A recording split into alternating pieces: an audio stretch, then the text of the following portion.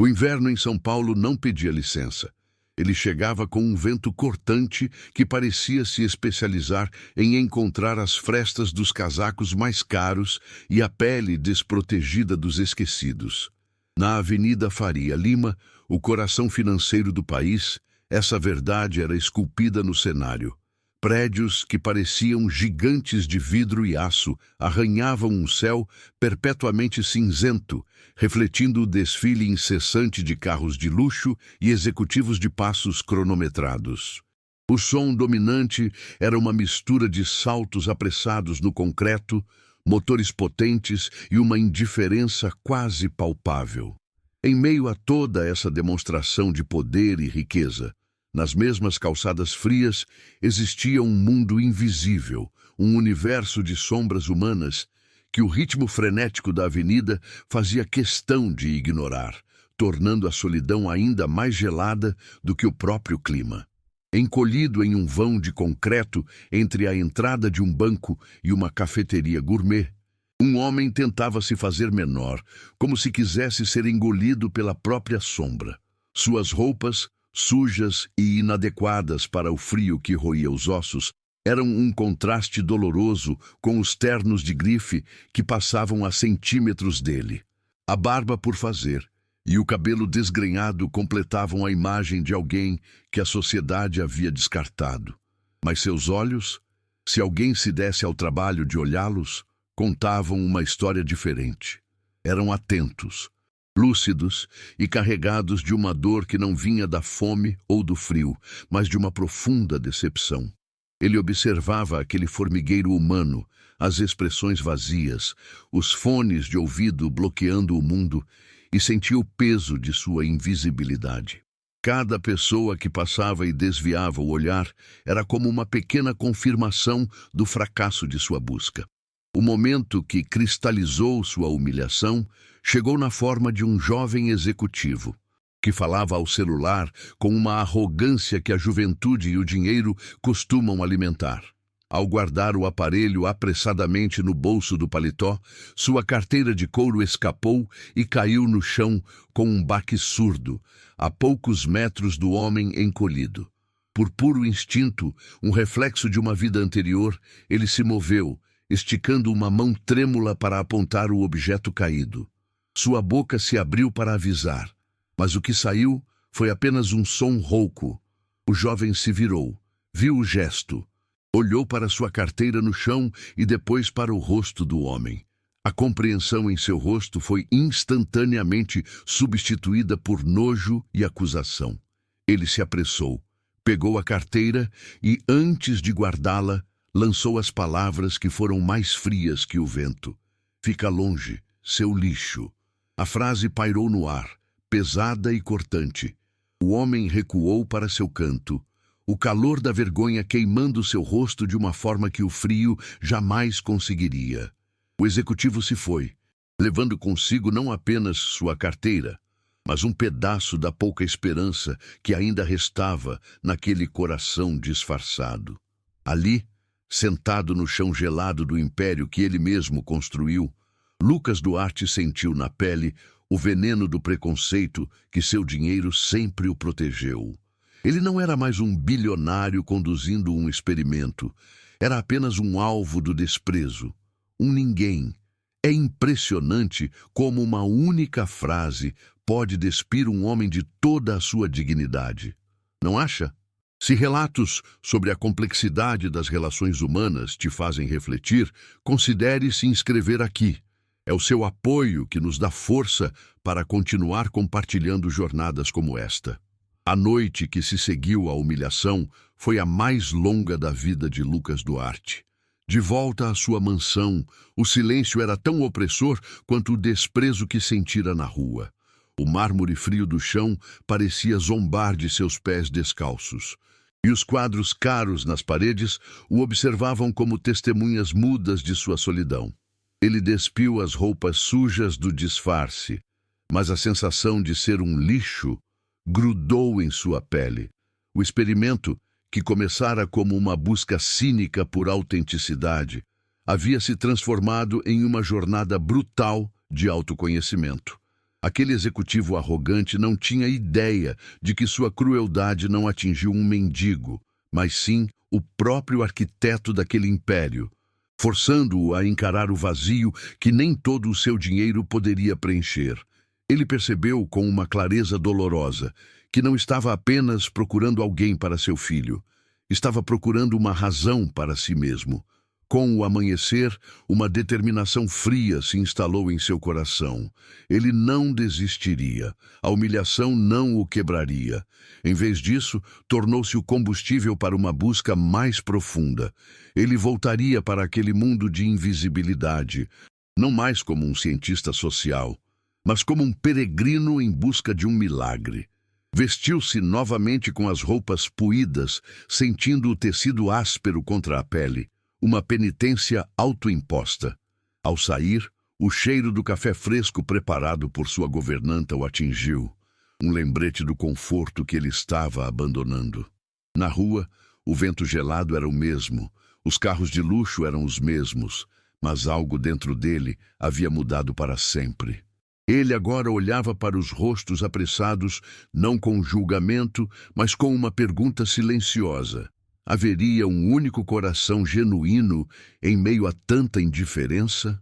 Foi em sua terceira noite de vigília, debaixo de uma garoa fina e persistente que encharcava os ossos, que ele a viu.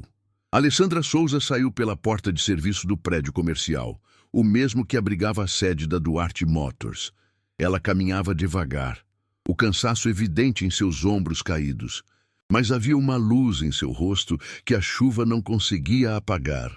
Seu uniforme de faxineira, simples e desgastado, estava impecavelmente limpo. Um pequeno ato de dignidade em um mundo que raramente notava seu esforço. Ela segurava uma bolsa modesta contra o peito, protegendo-a da umidade, e seus olhos castanhos varriam a calçada com uma atenção que destoava da pressa ao seu redor. Lucas a observou, sem saber que seus destinos estavam prestes a colidir de uma forma que mudaria tudo. Alessandra carregava o peso de 2 vidas em suas costas. Viúva há 3 anos, ela se desdobrava em 2 empregos para pagar as contas e, principalmente, para custear o tratamento de sua mãe, que definhava em uma cama de hospital, vítima de uma doença implacável. Cada turno de limpeza, cada chão encerado, cada banheiro esfregado era uma batalha travada contra o tempo e a desesperança. Ainda assim, ela não permitia que a amargura criasse raízes em sua alma. Encontrava alegria em coisas que o dinheiro não comprava, na melodia de uma canção antiga que tocava em seus fones de ouvido no ônibus lotado, no sorriso de uma criança que passava por ela, na gentileza de um colega de trabalho. Ela acreditava, com uma fé inabalável, que a bondade era uma escolha diária, uma pequena luz que se acendia contra a escuridão. Naquela noite, sua luz encontrou Lucas. Ao passar pelo vão de concreto onde ele se encolhia, tremendo mais de solidão do que de frio, ela parou. Seus olhares se cruzaram por um instante. Ele viu compaixão. Ela viu uma dor que lhe era familiar. Sem hesitar, ela abriu sua bolsa, tirou de dentro uma marmita simples, ainda morna, e uma pequena garrafa térmica. Agachou-se, ignorando a calçada molhada, e estendeu a comida para ele. O vapor que saía do recipiente carregava o cheiro de comida caseira, de cuidado. "Se você parece precisar mais do que eu hoje", disse ela. E seu sorriso era tão quente quanto o café que ela lhe ofereceu em seguida. Para Lucas, aquele gesto foi um terremoto. Pela primeira vez em anos, alguém o via não pelo que ele tinha ou aparentava, mas simplesmente como um ser humano necessitado. As lágrimas que ele segurava há tanto tempo finalmente vieram, silenciosas e quentes, misturando-se à chuva fria em seu rosto. Ele aceitou a comida com as mãos trêmulas, incapaz de formular uma única palavra de agradecimento. Alessandra apenas assentiu, como se entendesse que o silêncio dele era a forma mais eloquente de gratidão, e partiu para sua longa jornada de volta para casa. Lucas ficou ali, com a marmita no colo, o calor atravessando o tecido fino de sua calça. Aquele ato de generosidade pura, vindo de alguém que claramente tinha tão pouco, desmantelou cada parede que ele havia construído ao redor de seu coração. Ele não era mais um bilionário disfarçado ou um homem humilhado. Naquele momento, ele era apenas um homem que havia redescoberto a esperança na forma de um prato de arroz, feijão e um sorriso. No dia seguinte, ele a esperou no mesmo lugar, o coração batendo com uma mistura de ansiedade e expectativa. Quando Alessandra apareceu, um reconhecimento gentil brilhou em seus olhos. Ele, ainda no papel do homem que perdera tudo, inventou uma história sobre ter sido demitido de uma construção, sobre não ter para onde ir. Ela não fez perguntas invasivas, nem ofereceu soluções fáceis. Em vez disso, sentou-se na beirada do degrau por alguns minutos e simplesmente o ouviu. Ofereceu palavras de encorajamento, falando sobre a força que se encontra nos recomeços e sobre como a dignidade de um homem não está em seu emprego, mas em seu caráter. Aquela conversa, breve e simples, foi mais valiosa para Lucas do que qualquer negociação multimilionária que já havia fechado em sua vida. Esses encontros se tornaram um ritual. Todas as noites ele a esperava. Todas as noites ela parava para conversar, às vezes trazendo um pão, outras vezes apenas a sua presença reconfortante. Ele aprendeu sobre sua mãe doente, sobre sua saudade do marido, sobre seus pequenos sonhos. E ela, sem saber, aprendeu sobre ele, não sobre o bilionário, mas sobre o homem por trás da máscara de poder. Ela via sua tristeza, sua necessidade de conexão e respondia com uma empatia que era como água para um homem sedento no deserto. Lucas se viu esperando por aqueles minutos com uma intensidade que o assustava. A admiração inicial se transformava em algo mais profundo, mais perigoso. Ele estava se apaixonando pela alma daquela mulher. A farsa começou a sufocá-lo. Cada palavra gentil que ela lhe dirigia era como uma faca em seu peito, pois era baseada em uma mentira. Ele, que controlava um império, sentia-se impotente, preso em uma teia que ele mesmo teceu. A virada interna aconteceu em uma noite em que ela lhe contou que sua mãe havia piorado. As lágrimas em seus olhos eram reais, sua dor era palpável, e tudo o que ele queria fazer era usar todos os seus recursos para ajudá-la. Mas não podia. Foi nesse instante que o experimento morreu e nasceu um desejo desesperado pela verdade. É um momento aterrorizante, não é?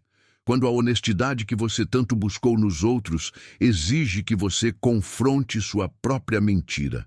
Se você entende a coragem necessária para ser vulnerável, junte-se a nós. Inscreva-se, pois seu apoio nos permite continuar contando histórias que tocam a alma.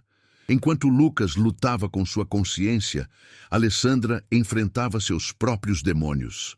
As contas do hospital se acumulavam e a notícia dos médicos era desanimadora. A pressão era imensa e havia dias em que o cansaço ameaçava engoli-la por inteiro. Mesmo assim, a breve conversa com aquele homem na rua, a quem ela conhecia apenas como Carlos, se tornou um ponto de luz em sua rotina exaustiva. A tristeza nos olhos dele espelhava a sua. E compartilhar alguns minutos de humanidade com ele a lembrava de que não estava sozinha em suas batalhas. Mal sabia ela que o homem a quem oferecia consolo tinha o poder de resolver todos os seus problemas financeiros com uma única assinatura. Mas o que ele realmente queria oferecer era algo que o dinheiro não podia comprar. O conflito interno de Lucas se intensificou. Ele chegava em casa e olhava para seu filho, Léo, um menino de 8 anos que estava se tornando cada vez mais silencioso e distante desde a morte da mãe. Ele via no filho o mesmo vazio que sentia em si mesmo. A imagem de Alessandra, com sua capacidade infinita de cuidar e sua força resiliente, começou a se fundir em sua mente com a ideia de uma família, de um lar de verdade. O medo da rejeição dela era paralisante. Como ela reagiria ao saber que sua compaixão fora, a princípio, objeto de um estudo? Ela o odiaria. Sentiria que ele brincou com seus sentimentos, com sua bondade.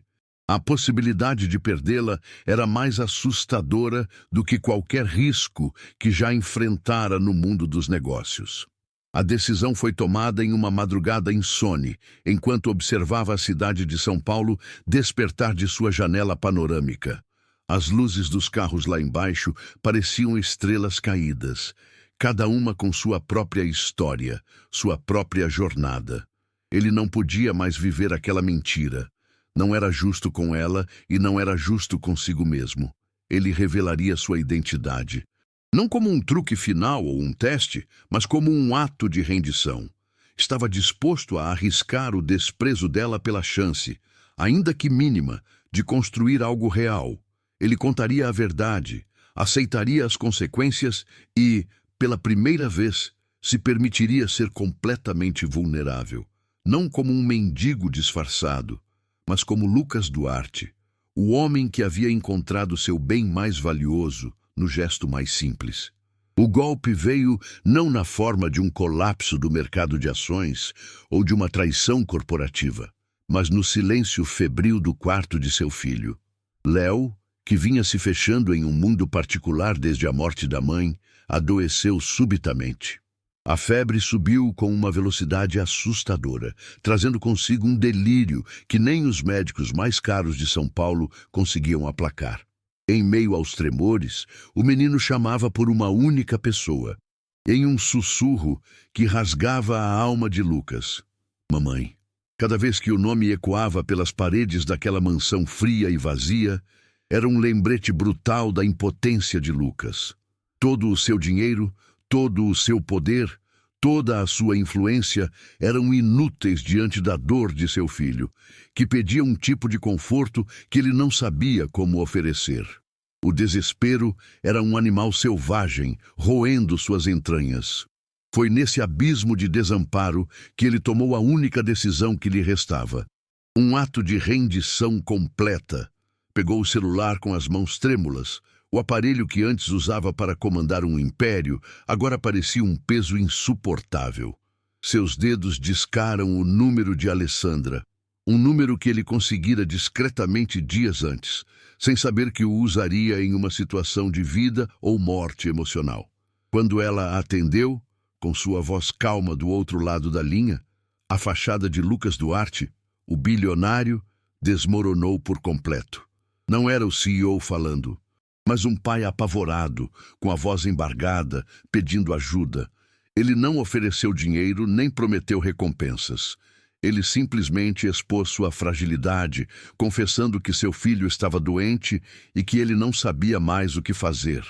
Era um pedido de socorro, puro e honesto, a coisa mais verdadeira que ele dissera em anos. Alessandra chegou em menos de 1 hora, entrando na mansão não como uma intrusa, mas como uma presença tranquilizadora em meio ao caos. Ela não se impressionou com o luxo ao redor. Seus olhos estavam focados em um único propósito.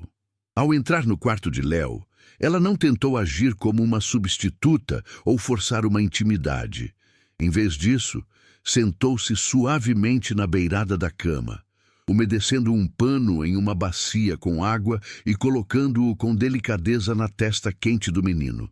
Com sua voz mansa, começou a contar histórias, não contos de fadas, mas lembranças de como sua própria mãe cuidava dela quando ficava doente. Falava sobre chás de ervas, canções de ninar e a sensação segura de ter alguém velando seu sono.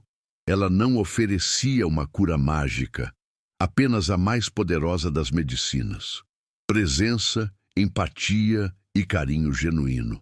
Lucas observava tudo da porta do quarto, sentindo-se um espectador de um milagre.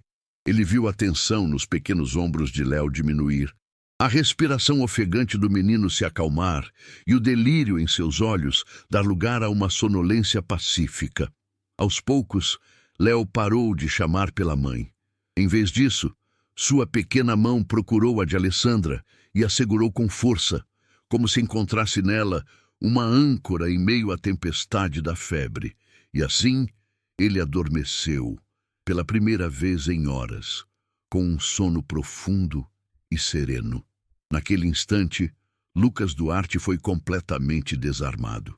Todas as suas defesas, sua desconfiança e seu cinismo foram derrubados pela cena de pura e simples humanidade à sua frente. Ele não via uma faxineira e seu filho, via a personificação do cuidado que ele tanto buscou e jamais soube como dar. Mais tarde, quando a casa estava novamente em silêncio e Léo dormia tranquilamente, ele a encontrou no jardim.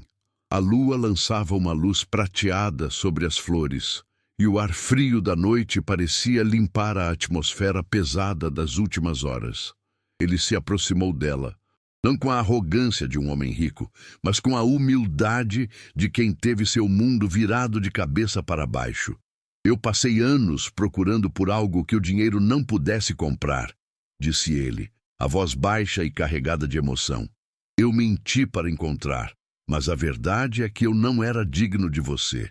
Não quero que você seja uma mãe para o meu filho.